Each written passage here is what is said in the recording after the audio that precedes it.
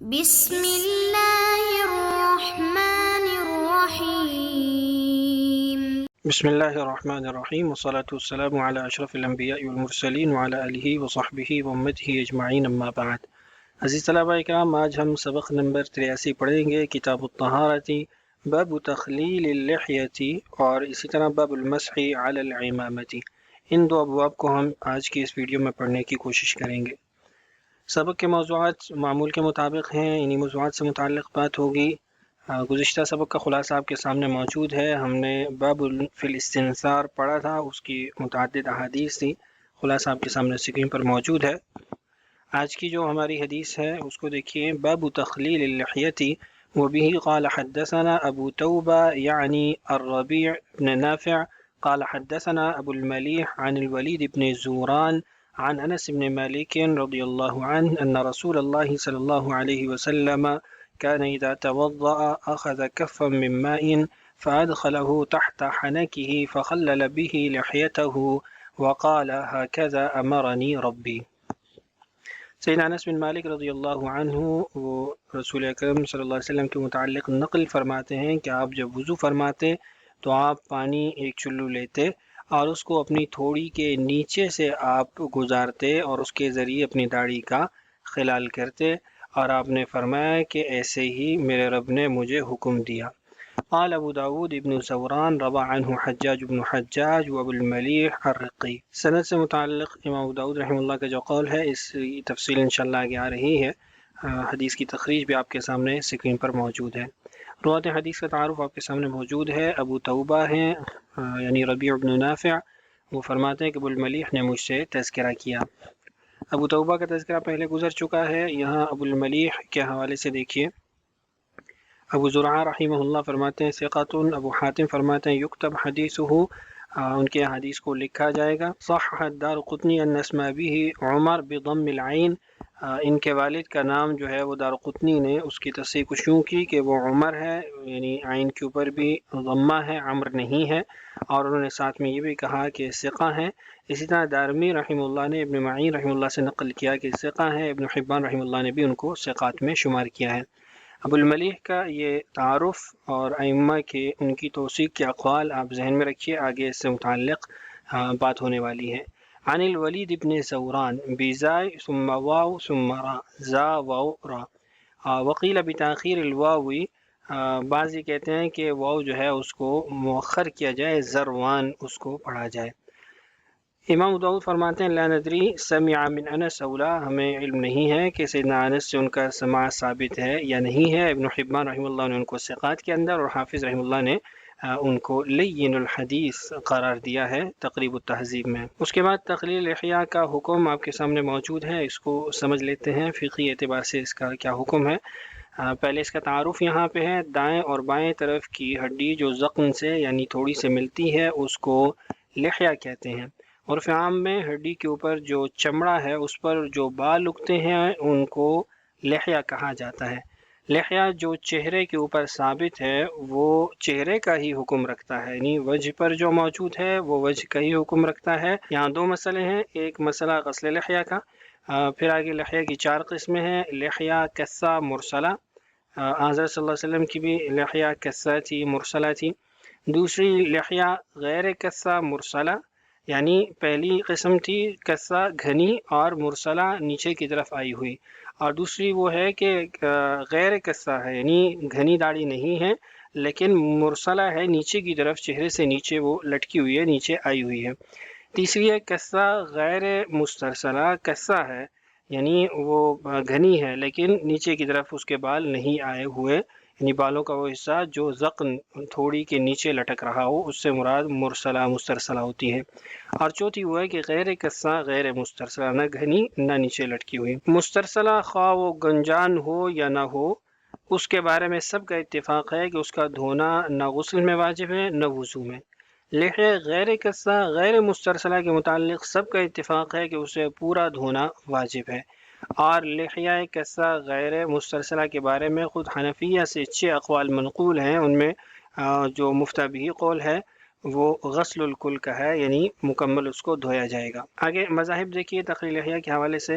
ایک مذہب اسحاق اہل ظاہر ابو ثور حسن بن صالح رحمہ اللہ کا ہے، ان کے نزدیک تخلیل لحیہ کا جو حکم ہے وہ مطلقاً واجب ہے۔ جمہور کے نزدیک غسل جنابت میں واجب ہے۔ قال النووی لعدم المشقۃ فیہا لندرتہا، کم پیش آتا ہے تو اس لیے اس میں مشقت نہ ہونے کے برابر ہے۔ اور وضو میں بعض سنت کے قائل ہیں اور بعض استحباب کے اور بعض مباح کے۔ دلائل کیا ہیں؟ اہل ظاہر اسحاق رحمہ اللہ، ان کے دلائل میں ایک تو حدیث مذکور فی الباب ہے کہ رسول اکرم صلی اللہ علیہ وسلم نے تخلیل لحیہ کے بعد فرمایا کہ ہکذا امرنی ربی۔ انس بن مالک رضی اللہ عنہ ان رسول اللہ صلی اللہ علیہ وسلم كان اذا توضأ اخذ كفا من ماء فادخله تحت حنكه فخلل لحیته وقال هكذا امرنی ربی۔ امام ابو داؤد رحمہ اللہ نے اس کو نقل کیا ہے اور فرماتے ہیں کہ امر رب سے فرض یا واجب ہوتا ہے، لہذا تخلیل لحیہ کم از کم واجب تو ضرور ہوگی۔ جمہور کے دلائل میں ایک تو آیت وضو ہے کہ آیت وضو سے صرف ظاہر لحیہ کا دھونا ثابت ہوتا ہے، نہ کہ تخلیل لحیہ کا، اور دوسرا یہ کہ تخلیل لحیہ کا ثبوت اخبار احاد سے ہوا اور اس سے کتاب اللہ پر اضافہ نہیں ہو سکتا۔ حضرت صلی اللہ علیہ وسلم کے وضو کی حکایات جتنی احادیث میں مذکور ہیں اکثر میں تخلیل لحیہ کا ذکر ہی نہیں، لہذا واجب نہیں ہو سکتی۔ ہاں 17 صحابہ اکرام رضی اللہ اجمعین کی روایت سے تخلیل لحیہ ثابت ہوتی ہے، اسی بنا پر اس کو مسنون قرار دیا گیا ہے۔ اور جو جوابات ہیں اہل ظاہر کی احادیث کے، تو وہ دیکھیے محدثین کے نزدیک یہ بات معروف ہے کہ حدیث میں لفظ کانا ہمیشہ استمرار پر دلالت نہیں کرتا بلکہ بعض وقت وقوع پر بھی دلالت کرتا ہے، جیسا کہ امام نووی نے شرح مسلم کے اندر اس کی وضاحت کی ہے۔ چونکہ حدیث میں کانا اذا توضأ تو یہ استمرار پر نہیں، کبھی کبھی کرنے پر دلالت کرے گا۔ چنانچہ متعدد صحابہ کرام نے فرمایا کان رسول اللہ صلی اللہ علیہ وسلم یفعل ہکذا، حالانکہ وہ فی الحال آپ سے چند مرتبہ ثابت ہوا تھا، نہ کہ ہمیشہ۔ اور جو حدیث انس ہے بعض اس کو شاذ کہتے ہیں اور بعض کہتے ہیں کہ یہ نبی اکرم صلی اللہ علیہ وسلم کی خصوصیت کا بھی احتمال رکھتا ہے۔ بہرحال یہ مختلف اس کے جوابات تھے جو آپ کے سامنے رکھ دیے گئے ہیں۔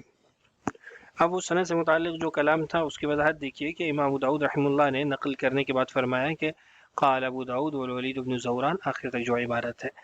اس عبارت کا مقصد ان لوگوں کا رد ہے جنہوں نے ولید بن زوران کو مجہول الحال کہا ہے، کیونکہ جن حضرات نے ان سے روایت کی ہے ان کی روایت کرنا ان کی جہالت کو دور کر دیتا ہے، کیونکہ دونوں ثقہ ہیں۔ ابو الملیح کی ثقاہت کے بارے میں پہلے ذکر گزر چکا جب میں نے آپ سے کہا کہ اس کو ذرا ذہن میں رکھیے گا کہ یہ جو راوی ہے اس کے بارے میں ثقہ ہونے کے جو اقوال ہیں، ابن معین رحمہ اللہ نے ثقہ قرار دیا، دارقطنی رحمہ اللہ نے ثقہ قرار دیا، اور اسی طرح ابو زرعہ رحمہ اللہ نے ثقہ قرار دیا، تو یہ وہ ثقاہت ان کی ثابت ہوئی۔ اور جہاں تک حجاج کا تعلق ہے تو انہیں بھی ابن معین اور ابو حاتم اور ابو داؤد رحمہ اللہ نے ثقہ قرار دیا ہوا ہے۔ تو اس سے پتہ چلا کہ ولید بن زوران کو مجہول الحال نہیں کہا جائے گا، چونکہ ان سے ثقہ لوگ راوی روایت کر رہے ہیں، ابو الملیح بھی اور اسی طرح حجاج بھی۔ امام ابو داؤد رحمہ اللہ کی اس عبارت سے یہی مقصود ہے۔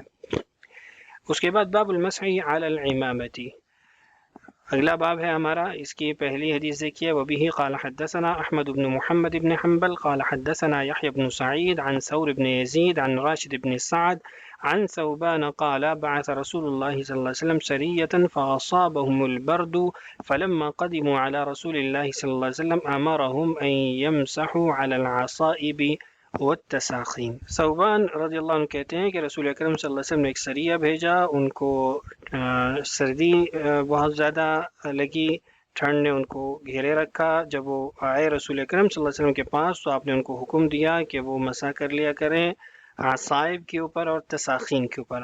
عصائب اور تساخین کس کو کہتے ہیں اس کی تفصیلات آگے آپ کے سامنے رکھ دیتا ہوں۔ امام بیہقی نے، بغوی نے اور دیگر حضرات نے اس حدیث کی تخریج کر رکھی ہے، وہ بھی آپ کے سامنے اسکرین پر موجود ہے۔ روایت حدیث کا تعارف بھی آپ دیکھ لیجئے۔ یہاں چند الفاظ کی وضاحت ہے۔ رات کے وقت نکلنے والے لشکر دستے کو سریہ کہا جاتا ہے۔ حدیث میں جو آیا ہے کہ رسول اکرم صلی اللہ علیہ وسلم نے سریہ بھیجا، تو یہ رات کے وقت نکلنے والے لشکری دستے کو کہا جاتا ہے، جبکہ دن میں نکلنے والے دستے کو ساریہ کہا جاتا ہے۔ بعض اہل لغت نے کہا کہ سریہ اس لیے کہا جاتا ہے کہ اس کا جانا چھپایا جاتا ہے، لیکن یہ درست نہیں، کیونکہ مادہ مختلف ہے۔ چھپانے والا جو مادہ ہے اس میں را کا تکرار ہے، جبکہ سریہ کے اندر را مخفف ہے، مشدد نہیں ہے۔ دراصل سریہ لشکر کا ایک حصہ ہوتا ہے جو الگ نکلتا ہے، اس کی تعداد عام طور پر 100 سے 500 افراد تک ہوتی ہے۔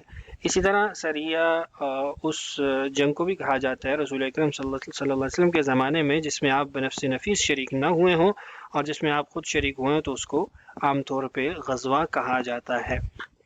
العصائب سے مراد عمائم ہے، کیونکہ عمامہ وہ کپڑا ہے جس سے سر کو باندھا جاتا ہے۔ یہ اس کے لغوی تعلق کو بیان کر رہے ہیں کہ عصائب کے اندر جو باندھنے کا، کپڑے کے ذریعے کسی چیز کو باندھنے کا جو معنی ہے اس کا عمامے سے کیا تعلق ہے۔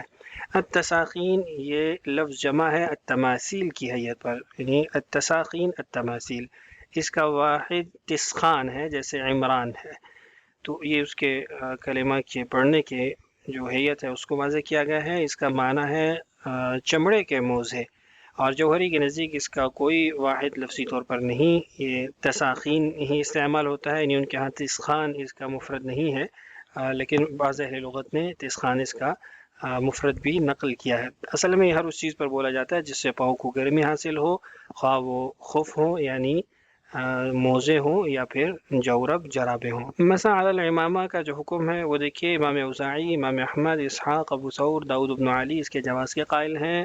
ابو ثور کے نزدیک امامے پر مسح صرف اسی صورت میں جائز ہے جب اسے حالت طہارت میں پہنا جائے، جبکہ دیگر ائمہ نے یہ شرط لازم نہیں رکھی۔ امام ترمذی رحمہ اللہ فرماتے ہیں کہ نبی اکرم صلی اللہ علیہ وسلم کے متعدد صحابہ اکرام سے منقول ہے کہ امامے پر مسح صرف اسی وقت کیا جائے گا جب سر کا بھی مسح کیا جائے۔ یہی قول ہے سفیان ثوری کا، امام مالک کا، عبداللہ ابن مبارک کا، امام شافعی کا، اور امام ابو حنیفہ نے بھی اسی کو اختیار کیا ہے۔ یعنی جمہور کے نزدیک امامے پر مسح کرنا یہ کفایت نہیں کرے گا۔ ہاں اگر کوئی امامے پہ مسح استحباب یا ندب کے طور پہ کرتا ہے تو اس کو یقینی طور پر، لازمی طور پر سر کا مسح ساتھ کرنا پڑے گا۔ دلیل کیا ہے؟ اللہ تعالیٰ نے سر پر مسح فرض کیا ہے، اور امامے کے بارے میں جو حدیث ہے وہ تعویل کے قابل ہے۔ تعویل کیا ہے کہ آپ صلی اللہ علیہ وسلم نے یا تو سر اور امامہ دونوں پہ مسح کیا، یا پھر آپ نے جیسے بعض روایات میں آتا ہے، آگے چل کے آپ کے سامنے آئیں گی، کہ آپ نے امامے کے نیچے ہاتھ داخل کر کے مسح کیا، امامے کو اتارا نہیں ہے۔ یہ ہم پہلے بھی پڑھ چکے ہیں رسول اکرم صلی اللہ علیہ وسلم کا عمل کہ آپ بعض اوقات امامے کو اتارے بغیر ہی مسح کر لیتے تھے، لہٰذا یقینی حکم کو محتمل کے لیے ترک نہیں کیا جا سکتا۔ یہ جو تفصیلات آپ کے سامنے رکھی گئی ہیں یہ المنہل سے ملخص رکھی گئی ہیں۔ اب اس کے بعد یہاں پہ بڑی اہم چیز آپ کے سامنے در المنظور سے نقل کی ہے۔ مسح علی الامامہ کی جو روایات ہیں ان کے جمہور کی طرف سے کیا جوابات دیے گئے ہیں آپ کے سامنے در المنظور سے مفصل طور پہ موجود ہیں، بڑے اہم جوابات ہیں، آپ اس کو پڑھ سکتے ہیں۔ مزید جو اس کا حصہ ہے وہ بھی آپ کے سامنے اسکرین پر موجود ہے، چونکہ وقت ہمارا زیادہ ہو جاتا ہے اس لیے ہم تفصیلی طور پہ اس کو نہیں پڑھ رہے۔ اس کے بعد اگلی ہماری حدیث ہے وہ بھی قال حدثنا احمد بن صالح قال حدثنا ابن وهب قال حدثني معاوية بن صالح عن عبد العزيز بن مسلم عن أبي معقل عن أنس بن مالك رضي الله عنه قال رأيت رسول الله صلى الله عليه وسلم يتوضأ وعليه عمامة قطرية فأدخل يديه من تحت العمامة فمسح مقدم رأسه ولم ينقض العمامة۔ یہ وہ حدیث ہے جس کا میں نے پہلے آپ کو حوالہ بھی دیا کہ رسول اکرم صلی اللہ علیہ وسلم نے امامہ کے نیچے ہی مسح کر لیا، اس کو اتارا نہیں۔ تو سید انس فرماتے ہیں کہ میں نے رسول اکرم صلی اللہ علیہ وسلم کو وضو کرتے ہوئے دیکھا، آپ کے اوپر قطری امامہ تھا، آپ نے اپنے ہاتھ کو امامے کے نیچے داخل کیا اور اپنے سر کے اگلے حصے کا مسح کر لیا، آپ نے امامے کو کھولا نہیں، اتارا نہیں۔ حدیث کی تقریب آپ کے سامنے موجود ہے۔ قطریہ کا لفظ قطر بفتح القاف والطاء اس سے منسوب ہے، جو بحرین کے علاقے کی ایک بستی ہے۔ اہل لغت نے نسبت کے وقت قاف کو کسرہ اور طاء کو سکون کے ساتھ پڑھا تاکہ تلفظ میں آسانی ہو۔ قطریہ النہایہ میں ہے کہ یہ قسم کا برد باریک کپڑا چادر ہے، اس میں سرخی ہوتی ہے، اس پر نقوش و نشانات بنے ہوتے ہیں جن میں کچھ سختی یا کھردرا پن بھی پایا جاتا ہے۔ بعض اہل لغت نے کہا ہے کہ یہ اعلیٰ درجے کے کپڑے ہیں جو بحرین سے لائے جاتے تھے۔ نبی اکرم صلی اللہ علیہ وسلم نے وضو کے دوران عمامہ سر پر رکھتے ہوئے صرف سر کے کچھ حصہ پر مسح فرمایا، جیسا کہ حدیث میں ہے فَأَدْخَلَ يَدَهُ مِن تَحْتِ الْعِمَامَةِ فَمَسَحَ مُقَدَّمَ رَأْسِهِ۔ اس سے صاف ظاہر ہوتا ہے کہ آپ صلی اللہ علیہ وسلم نے پورے سر پر مسح نہیں کیا بلکہ صرف آگے کے حصہ پر کیا۔